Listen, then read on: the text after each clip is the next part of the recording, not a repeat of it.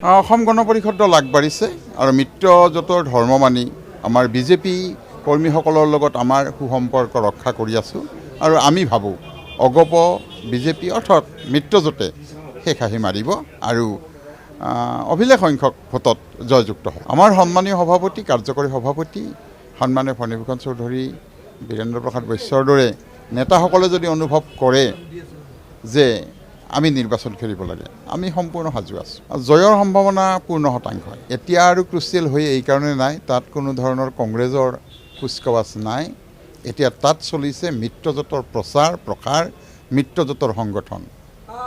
গতিকে কোনো ধৰণৰ সমস্যা নাই, কোনো ধৰণৰ বাধা নাই, মিত্ৰজোঁটে শেষ হাঁহি মাৰিবই। 12 মাৰ্চত আমাৰ মহিলা সমিতিৰ মানে বৰপেটা লোকসভা সমষ্টিৰ মহিলা সন্মিলন অনুষ্ঠিত হ'ব পাঠশালাত আৰু প্ৰায় 15-20 হাজাৰ মহিলা লৈ আমি সমাৱেশ অনুষ্ঠিত কৰিম।